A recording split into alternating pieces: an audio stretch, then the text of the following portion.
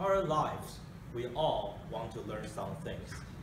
Maybe it's the basketball skills you want to develop, the English courses you want to enroll in, or the communication skills in social events. We may try for many times, and work very hard. We just want to continue on the learning process. But then what? We are almost inevitably forced to drop out of the process. We quit the English or Japanese courses we have just enrolled in, and we may be around a lot of people, and we are too scared, so we drop out of those social events. The stories may vary from person to person, but one question remains: why do this happen? Why do we always just drop out of the learning process? The reason may be highly related to the fact that very often we forget that the learning process in itself is not perfect. What do you mean by learning process being imperfect? It's ridiculous to me. Maybe we'll think like that. Okay, I'll take my own example. I'm a person who's into English learning. I like watching YouTube videos, and I enjoy reading all kinds of English materials and enjoying talking English.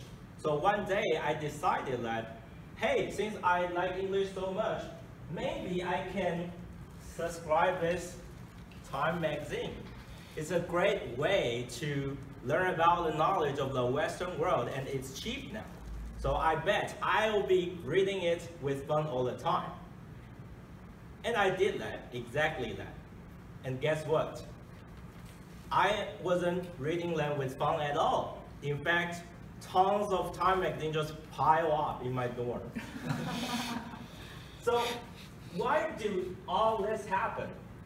Looking back my own experience, I found that it has a lot to do with some naive and just fundamental assumption of us with the learning process.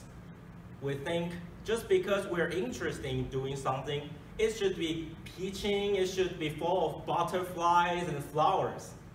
Nothing could be farther from the truth. The process in itself is imperfect, just from the beginning to the end, and even afterwards, even after the learning process. You may have some experience like this. Maybe you notice that in your own learning process of mastering a thing or two, just before you start the journey of learning, you already have been worrying about whether all the time and efforts you put into the process will be in vain or not. And in the middle of this process, you start to doubt yourself and you feel like, oh, I don't know if I'm going anywhere. And it is when you master what you really want to learn, you found out that, hey, this is totally different from what I had expected. The meaning of that journey have been totally different from what you expected.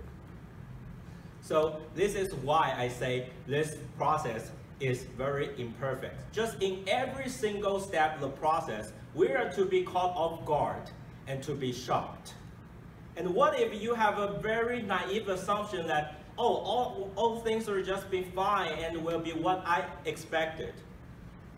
Then you will have your expectation here, and the reality here, and in the middle is a vast and a huge gap that is gonna be washing you out of the learning process, and you are forced to quit.